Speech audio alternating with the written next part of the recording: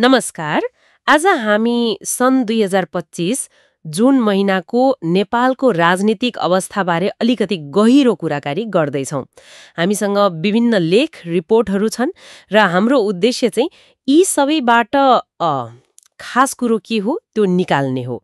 विशेष गरी यो अलि तरल राजनीतिक वातावरणमा राष्ट्रिय स्वतन्त्र पार्टी मतलब रासवपा उसको भूमिका कस्तो छ भन्नेमा अलि बढी ध्यान दियो है त।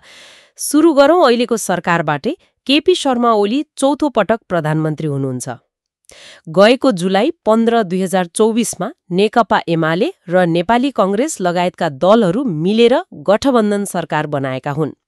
हो, उहाँहरूको गठबन्धन संसदमा त राम्रै बहुमत देखिन्छ नि, हैन र? करिब 182 सीट जति। बहुमत त राम्रै छ, तर देशमा राजनीतिक रूपमा चाहिँ अलि तनाव नै छ भन्नु पर्यो। एकातिर हेर्नुस् न, वसन्त ऋतुदेखि नै काठमाडौँ लगायत अरू शहरमा पनि हजारौं मान्छेहरू सडकमा आएका छन्। राजतन्त्र फर्काउनु पर्यो, हिन्दू राष्ट्र चाहियो भन्दै। त्यो त निकै ठूलो प्रदर्शन भयो नि, हैन? मार्च 28मा त तीनकुनेमा झडप पनि भएको थियो क्यारे? हत्ती पनि भयो। अनि अर्कोतिर पूर्व प्रधानमन्त्री माधव कुमार नेपाललाई अख्तियारले त्यो CIAA मुद्दा चलाएको छ। त्यो पतञ्जलि योगपीठलाई जग्गा दिँदा राज्यलाई नोक्सान भयो भन्ने केसमा। त्यही केसमा उहाँले त राजनीतिक बदला लियो भन्नुभएको छ।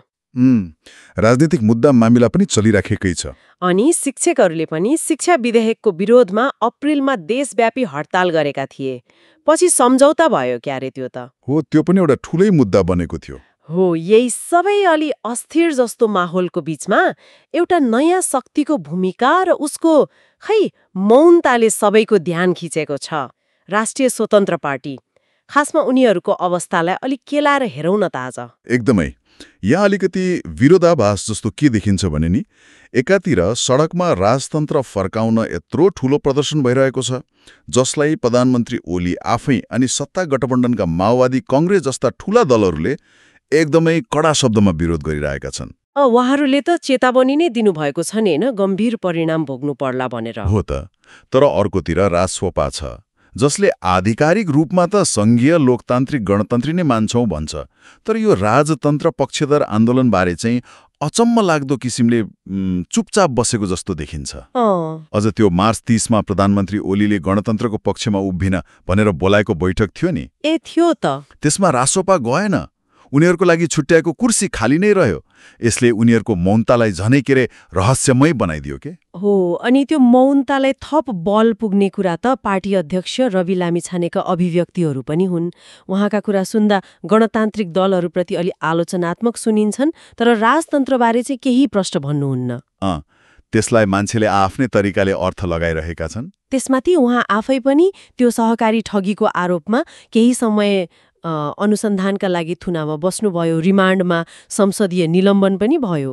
हो, त्यो कानुनी झमेलाले पार्टीभित्र पनि अलिकति नेतृत्व सङ्कट जस्तो देखियो। महाधिवेशन पनि सार्नु पर्यो उनीहरूले। हो नि। हो, यही जटिलतालाई देखाउँदै विश्लेषकहरूले के भन्छन् भने रासवपा एउटा अलि अप्ठ्यारो दोबाटोमा छ। स्रोतहरूमा उल्लेख भए अनुसार उनीहरू राजतन्त्रको विरुद्ध बोल्न सक्दैनन्, किनभने सडकमा त्यसको पक्षमा अलिअलि माहौल देख्छन्।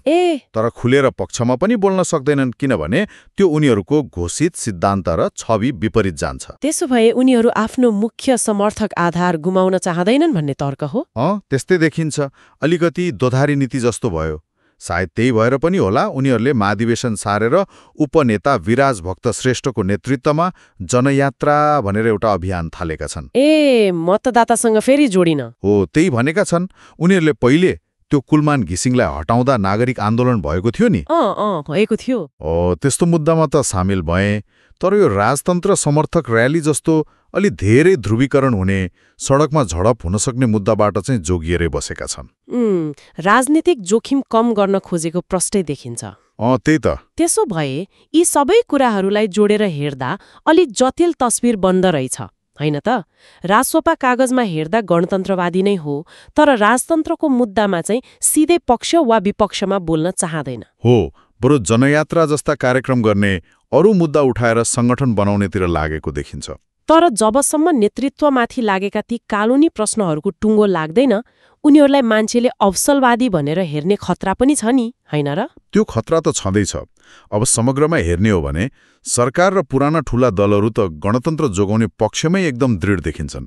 संविधानै बदलेर राजतन्त्र ल्याउने सम्भावना त अहिलेलाई एकदमै कम देख्छु म त। अर्कोतिर राजतन्त्र पक्षधरहरू सडकबाट दबाव बढाउँदैछन्, तर चुनावमा ठूलो समर्थन नपाएसम्म तत्कालै केही भइहाल्ने देखिन्न। त्यही त। यो सबैको बीचमा रासोपाले लिएको यो रणनीतिक मौनता र उसको पार्टीभित्रको व्यवस्थापनले उसलाई कहाँ पुर्याउँछ त्यो चाहिँ हेर्न रोचक हुनेवाला छ।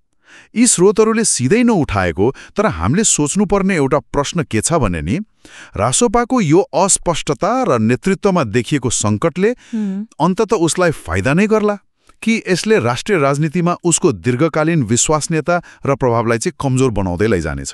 निकै महत्त्वपूर्ण प्रश्न। यो प्रश्नमा विचार गर्न श्रोताहरूलाई छोड्दिउँ न त आजलाई।